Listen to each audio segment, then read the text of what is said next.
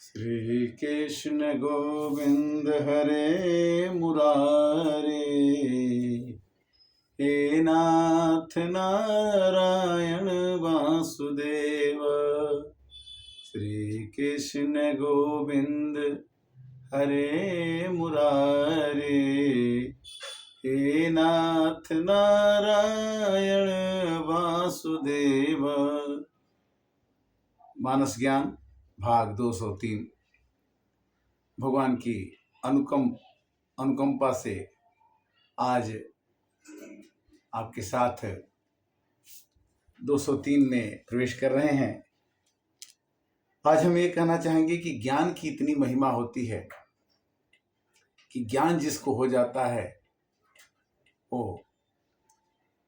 कुसंग से बच जाता है, बुरी आदतों से बच जाता है, और ज्ञान सत्संग से मिलता है। और सत्संग बिना भगवान की कृपा से नहीं मिलता है। रामचरितमानस की चौपाई आती है कि कठिन कुसंग कुपंथ कराला, तीन्ह के बचन बाघ हरि ब्याला। कठिन कुसंग कुपंथ कराला। कुसंग ऐसा कठिन है जो कुपंथ ले जाता है, खराब रास्ते पर ले जाता है। और तिनके वचन बाघ हरि ब्याला।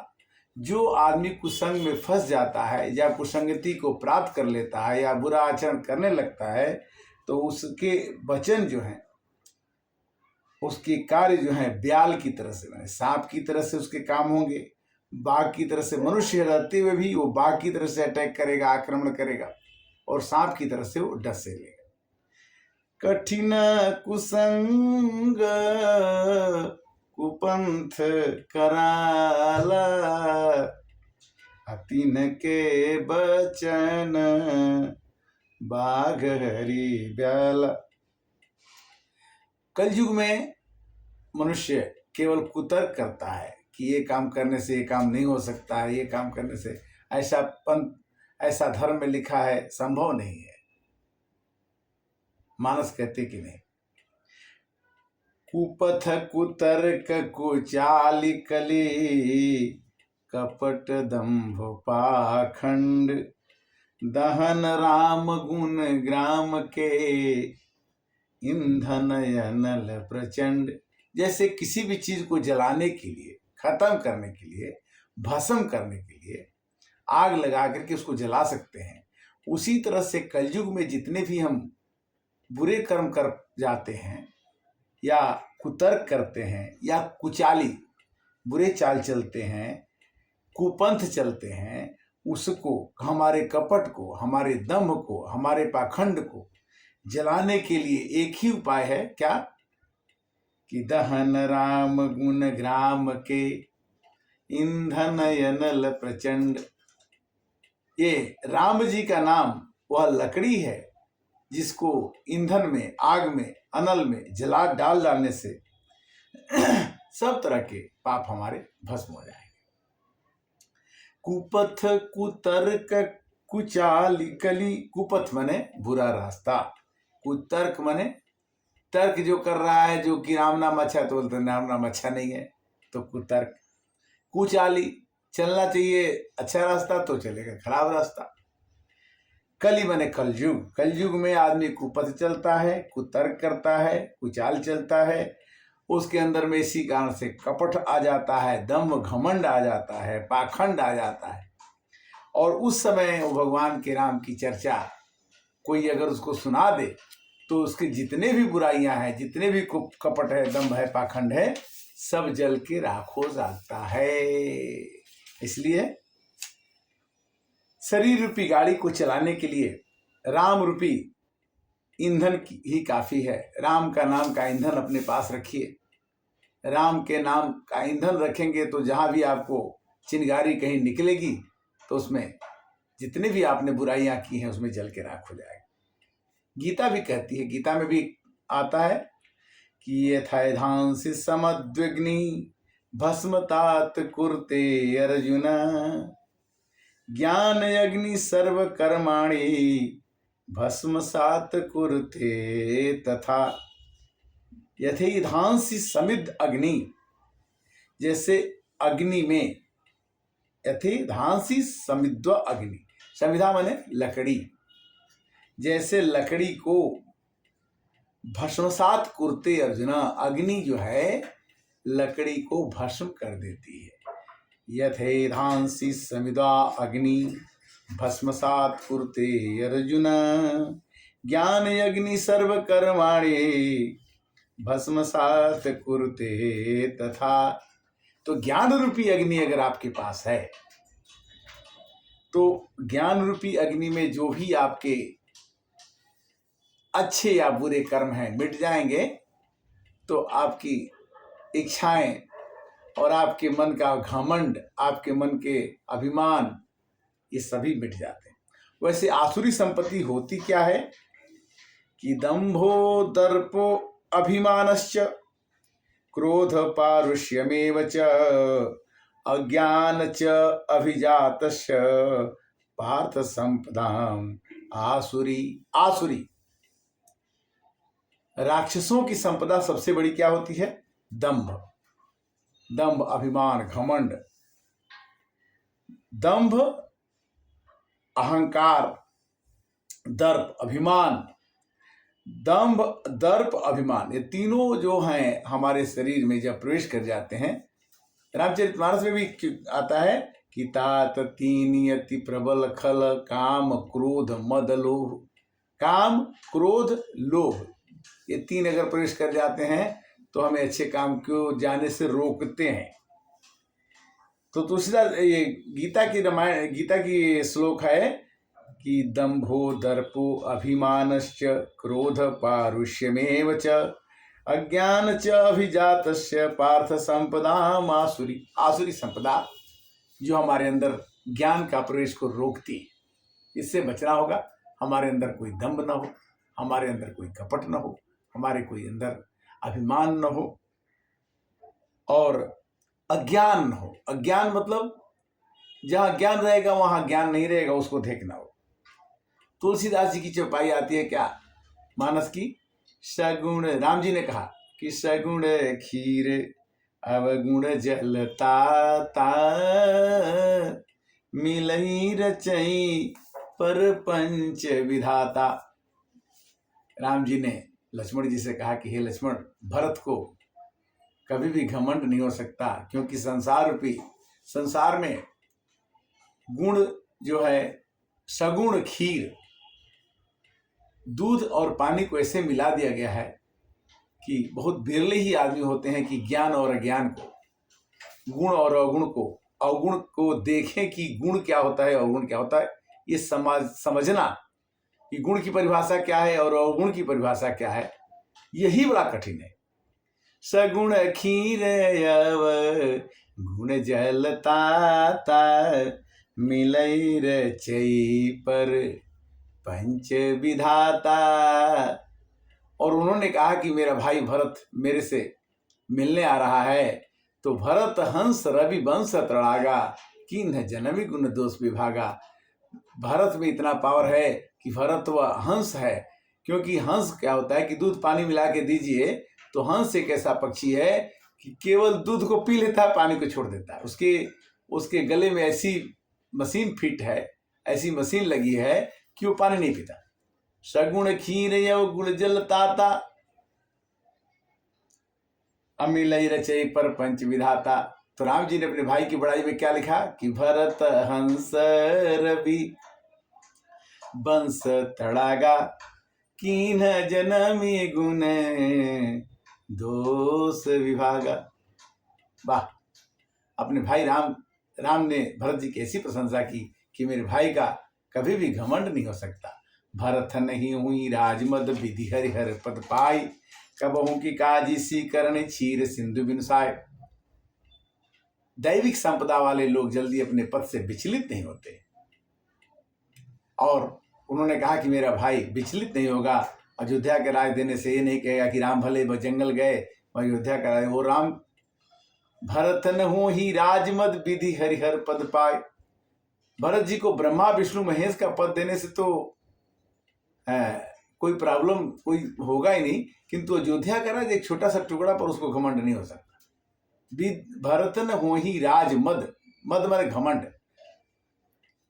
भरतन हो ही राज मद विधि हरिहर पद पाई, कबहू की काजी सी करने क्षीर सिंधु बिनसाय।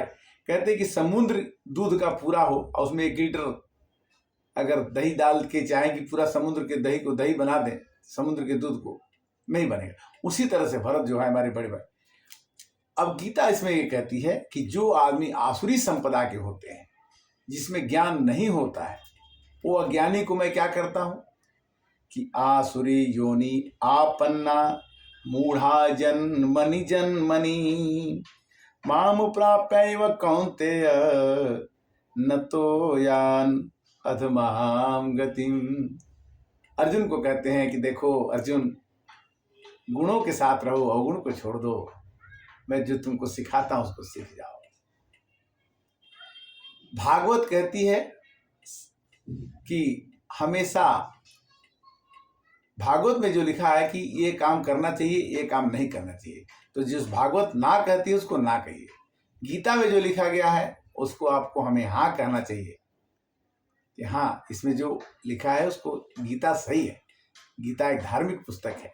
तो आसुरी योनिया पन्ना मूढ़ा जन्मनि जन्मनि माम प्राप्य कौन्तेय न तो यान अधमाम गति। भगवान श्री कृष्ण कहते हैं कि तुम ये भजते रहोगे कि श्री कृष्ण गोविंद हरे मुरारे, हे नाथ नारायण वासुदेव, हे नाथ नारायण वासुदेव, हे नाथ नारायण वासुदेव, श्री कृष्ण गोविंद हरे मुरारे, हे नाथ नारायण वासुदेव। भगवान कहते कि ज्ञान प्राप्त करने के बाद मेरा भक्त अगर ज्ञानी नहीं भी है किंतु मेरी जो भक्ति करता है तो निर्मल बन जाता है। निर्मल मन जन सुमोहि पावा, मोहि कपट छल छिद्र न भावा।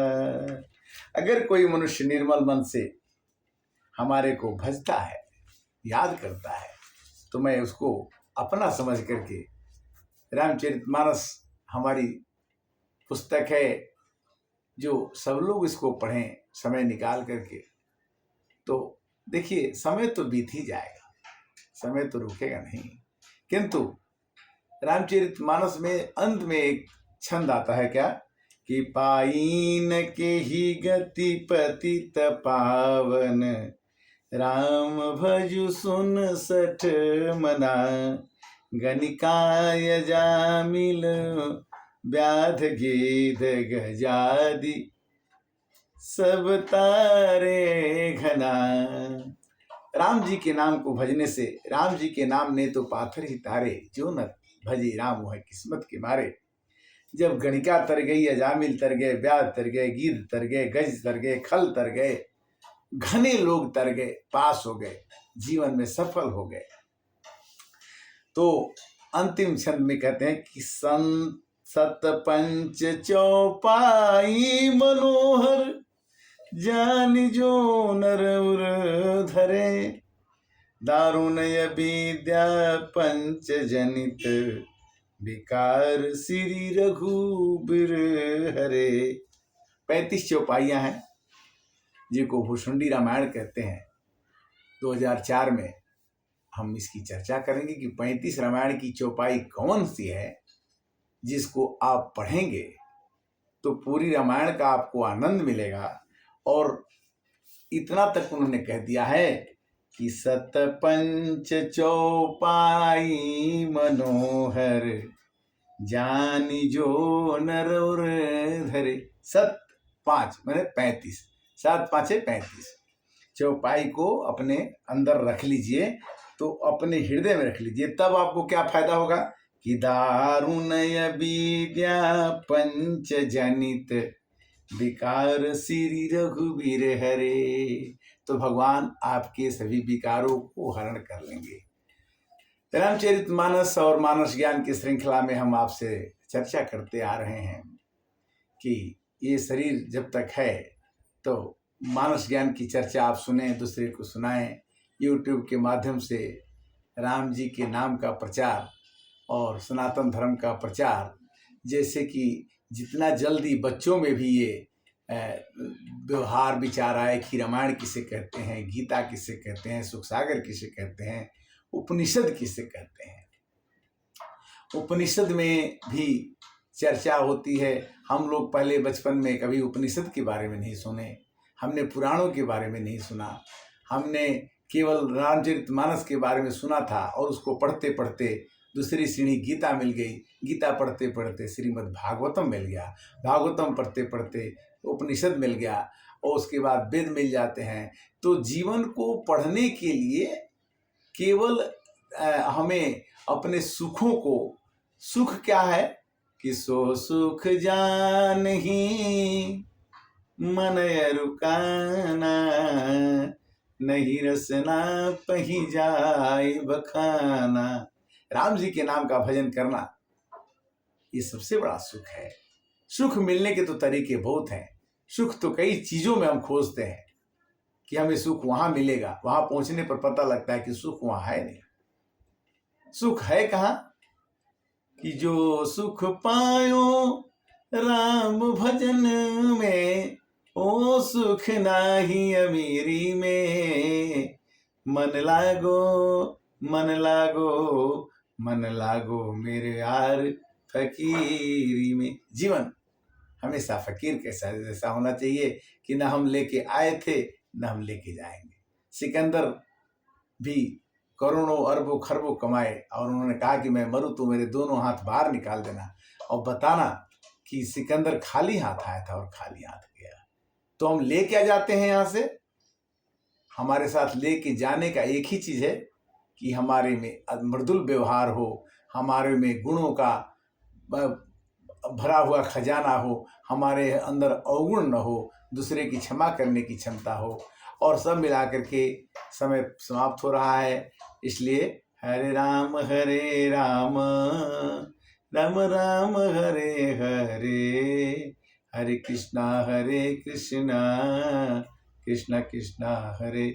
सबको सत सत नमन। रामचरितमानस सुनते रहिए, सुनाते रहिए। यूट्यूब पर हम आपसे मिलते रहेंगे। तब तक के लिए हरे कृष्णा।